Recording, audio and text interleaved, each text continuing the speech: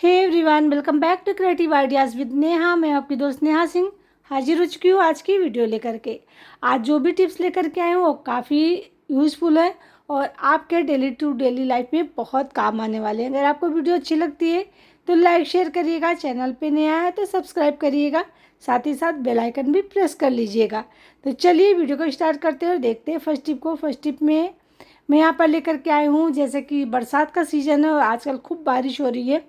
तो जब भी हम लोग मिक्सर ग्राइंडर के जार को इस्तेमाल करते हैं, धुलते हैं, रख देते हैं, हमें लगता है इसका पानी सूख गया है। कभी कभी हम पोंछ करके भी रख देते हैं, फिर भी हमें लगता है कि अब इसमें कोई नमी नहीं है, लेकिन इसमें नमी होती है।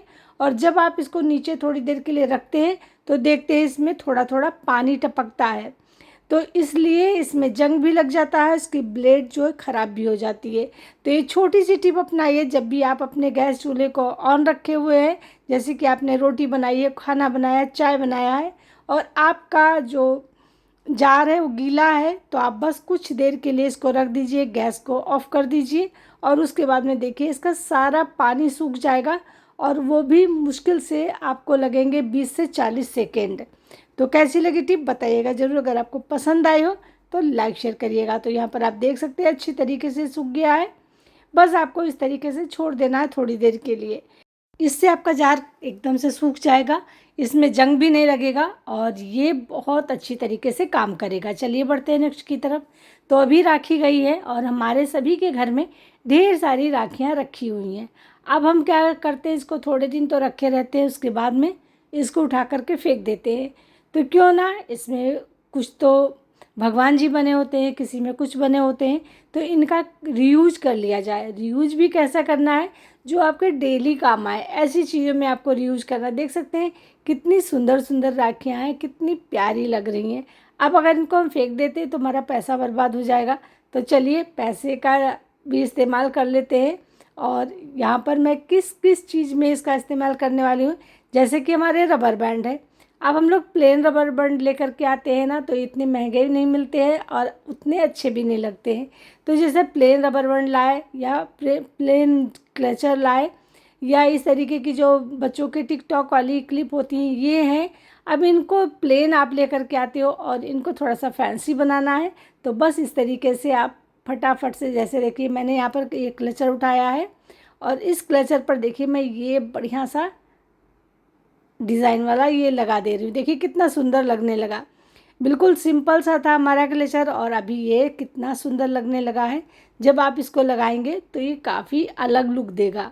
इसी तरीके से तमाम सारे आपके पास में पड़े होते हैं। देखिए मैंने यहाँ पे निकाल के कुछ रखे हुए हैं, तो कुछ के यहाँ पर जो इसमें स्टोन वगैरह लगे थे वो टूट गए हैं, तो पहले मैं उनको सही कर लूँगी, उसके बाद में मैं इसका इस्तेमाल कर लूँगी। देखिए फेंकना कोई चीज़ का सलूशन नहीं है, अगर आप उसको रीयूज कर सकते हैं ना तो आप स्मार्ट गृहिणी कहलाएंगी। तो यहाँ पर स्मार्ट गृहिणी कहलाने के लिए छोटी छोटी सी ये जो जुगाड़ है हमारा करना है। और आज हमारे घर में बहुत ज़्यादा मक्खियाँ लग रही हैं, क्योंकि आपको पता है जब बारिश होती है और बारिश में अगर आपका दरवाज़ा खुल गया थोड़ी देर के लिए भी, मेन डोर, तो फिर पक्का सोच लीजिए कि आपके घर में मक्खियों का भंडार इकट्ठा हो जाएगा। तो अभी फ़िलहाल मैं इसका भी एक सलूशन निकालूंगी, कुछ ना कुछ बना करके इसको घर में इस्तेमाल करूंगी, जिससे मक्खियाँ बाहर भाग जाएं। क्योंकि मक्खियाँ बहुत गंदी लगती हैं और ये किसी का घर का पीछा नहीं छोड़ती हैं। तो देखिए मैं यहाँ पर फटाफट अपने जितनी भी राखी हैं उनका इस्तेमाल कर ले रही हूँ इस तरीके से। देखिए आप ये टिक टिक वाली देखिए कितनी बिल्कुल बेकार लग रही थी ना, सिंपल सी, लेकिन अभी कितनी अच्छी लगी। अगर आप इस तरीके से बच्चों को बना कर देंगे ना तो बच्चे बहुत खुश होंगे और उन्हें बहुत अच्छा लगेगा इस तरीके से किसी भी चीज़ को इस्तेमाल किए हुए। आप देखिए हमारी राखी भी इस्तेमाल हो गई और हमारा जो चीज़ था जो बिल्कुल प्लेन था, सिंपल सा था, वो महंगा वाला बढ़िया सा बन करके रेडी हो गया। अब देखिए इस तरीके की जो राखी है ना, इनको भी मैं रबर बैंड पर, क्लिप पर इस तरीके से लगा दूंगी, किसी का कुछ बना दूंगी, किसी का कुछ बना दूंगी, तो ये इस्तेमाल भी हो जाएंगे। देखिए इस तरीके से लगा देंगे तो कितनी सुंदर लगेंगी। तो बस मैं इस तरीके से सारे का इस्तेमाल मैंने आपको 3 बना करके दिखा दिए हैं। अब आप जितनी मर्जी चाहे उतना आप इस तरीके से बना सकते हैं और लगा सकते हैं, और आप इससे बहुत सारी ज्वेलरी भी बना सकते हैं।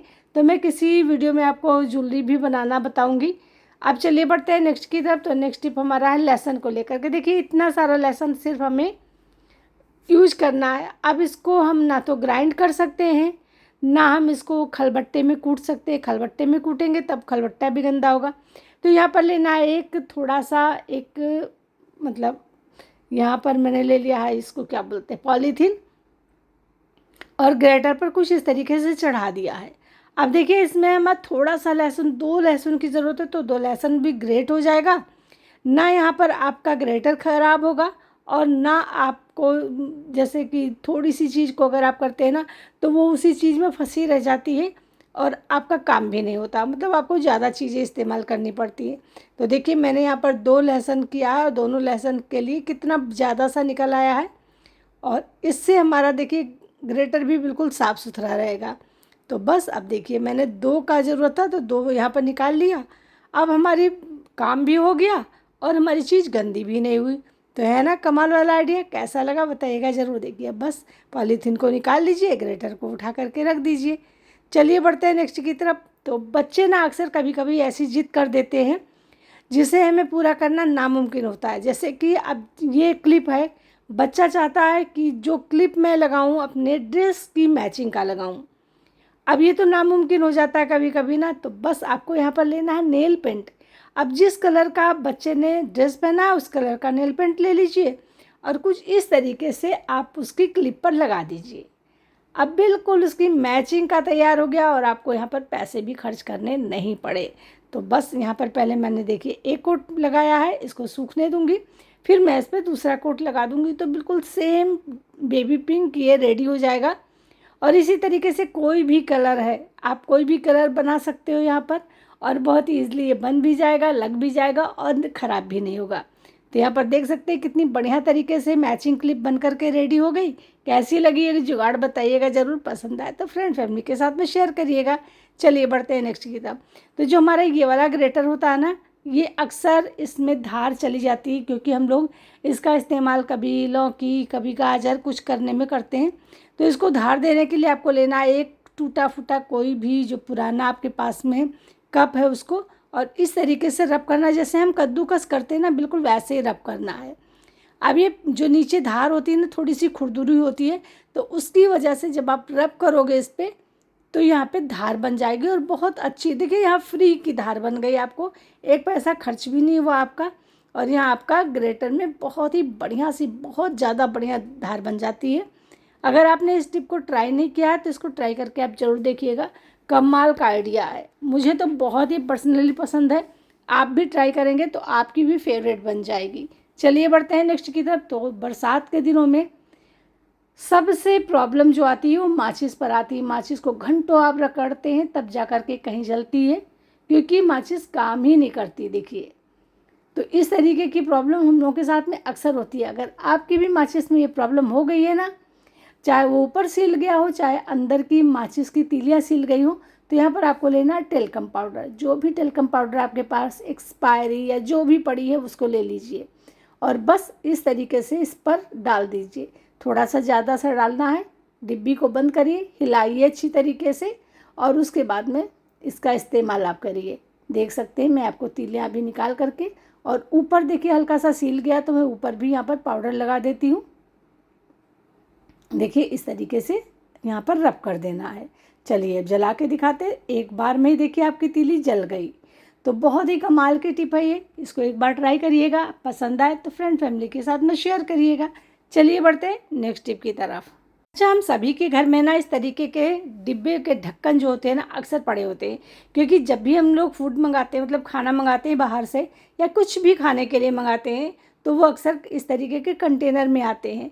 तो यहाँ पर मैंने देखिए एक लिड ले ली है और उस लिड पर लगाने वाली हूँ ये कैप।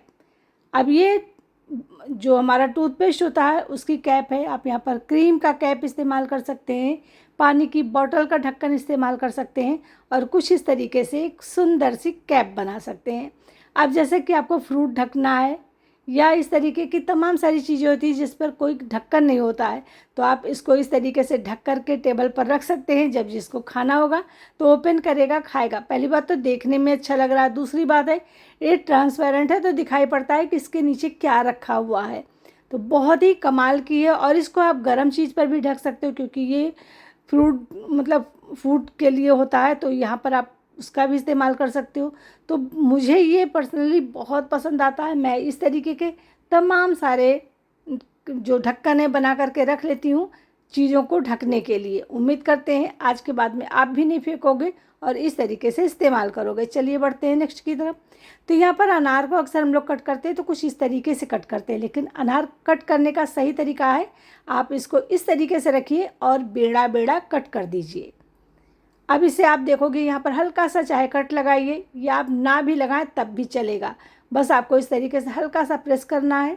आप देखोगे सारे दाने बहुत ही आसानी से निकलते जाएंगे और बिल्कुल फ्रेश निकलेंगे, एकदम टूटेंगे नहीं। तो ये टिप बहुत ही कमाल की है। एक बार इस तरीके से अनार को आप भी खोल करके देखिएगा, आपको बिल्कुल टाइम नहीं लगेगा, आप ढेर सारे अनार सेकेंडों में छील लेंगे। यहाँ पर मुझे मुश्किल से 15 से 20 सेकेंड ही लगे हैं और हमारा पूरा का पूरा अनार छिल गया है। तो ये टिप भी बहुत ही कमाल की। इसको इस तरीके से एक बार छील करके देखिएगा, इससे बिल्कुल आपका जूस भी नहीं निकलता है, आपका अनार एकदम फ्रेश छिलता है और सारे दाने एकदम अलग रहते हैं। देखिए इस तरीके से बहुत ही मतलब एकदम से सिंपल सा तरीका है, लेकिन बहुत ही बढ़िया है। देख सकते हैं सारे निकलते चले जाते हैं, बस आपको हाथ लगाने की ज़रूरत पड़ती है। तो इस तरीके से मैंने देखिए पूरे छील करके निकाल दिए और इसमें ना तो एक बूंद जूस है और ना कोई भी दाना इसमें टूटा हुआ है। जब खिले खिले एकदम सारे दाने अलग अलग बहुत अच्छी तरीके से होते हैं तो अनार खाने का मन करता है। अगर ये टूटे फूटे एकदम से मसले हुए होते हैं तो बिल्कुल खाने का मन नहीं करता है। तो इस तरीके से आप अनार को छील करके उसके बाद में रख सकते हैं। जब किसी को खाने का मन होगा तो उठाएगा और खा लेगा। देखिए यहाँ पर आप देख सकते हैं पूरी प्लेट साफ़ है, एक भी बूंद इसमें जूस नहीं निकला है। चलिए अब आपको दिखाते हैं रिजल्ट जो हमारे घर में मक्खी आ रही है उसका, कि मैंने क्या किया और अपने घर की मक्खियों को कैसे भगाया। तो देख सकते हैं यहाँ पर तमाम सारी मक्खी हैं जो बिल्कुल पीछा नहीं छोड़ रही। आपने देखा होगा पूरी वीडियो में मक्खी लग रही हैं। तो मैंने अभी मक्खी को कैसे भगाया है और मैंने इसका क्या बनाया है, चलिए आपको वो दिखा देते हैं। पहले तो आपको दिखाते हैं, देखिए कितनी सारी मक्खियाँ हैं बैठी हुई हैं। तो यहाँ पर मैंने ले लिया टेल्कम पाउडर। अभी जैसे मैं बनाऊँगी ना वैसे आप देखेंगे कि एक भी मक्खी वहाँ नहीं बैठेगी, सारी की सारी भाग जाएंगी। अब लेना आपको यहाँ पर विनेगर, पाउडर के साथ में हम मिक्स करेंगे विनेगर को। तो यहाँ पर मैंने लगभग 2 चम्मच के करीब करीब विनेगर ले लिया है। टेल्कम पाउडर आप यहाँ पर कोई भी ले सकते हैं, एक्सपायर है तो एक्सपायर भी ले सकते हैं। अब इसमें आपको मिलाना है थोड़ा सा हल्दी पाउडर, बस आपका काम हो गया।